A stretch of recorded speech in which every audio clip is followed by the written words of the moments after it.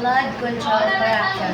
Flood control systems such as drainage networks, dikes, pumping station, and river management programs are essential for protecting communities from natural disasters.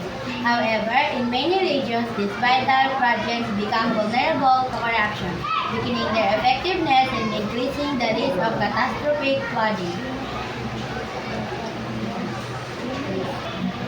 Corruption in flood control projects. Corruption in flood control projects often begins with the planning and budgeting stages. Officials or contractors Main flake.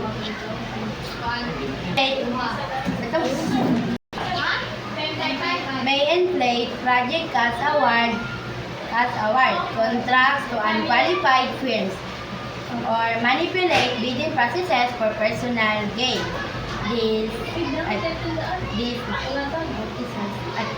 These practices divert resources away for personal gain.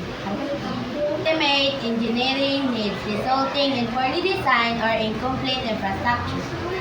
Construction and maintenance phases are also major points of vulnerability.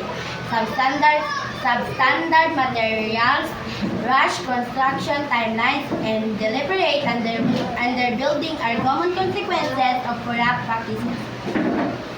For example, drainage pipes may be smaller than specified, embankments may not be reinforced properly, or pumping stations may receive outdated equipment. Can further affect the long-term sustainability of flood control infrastructure by undermining maintenance and monitoring systems. Even well-constructed projects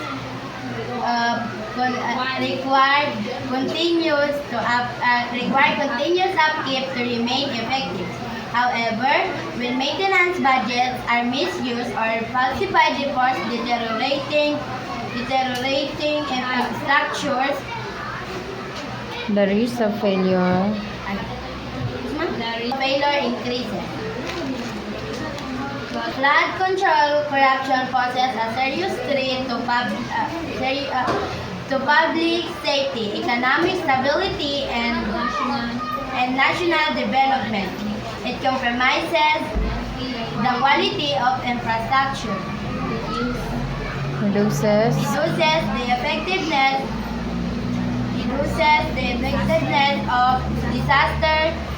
of disaster prevention programs, and leaves communities vulnerable to devastating floods. Combating this issue requires transparent governance, strict enforcement of procurement laws, and to ensure that funds are used as intended. Okay, thank you and congratulations.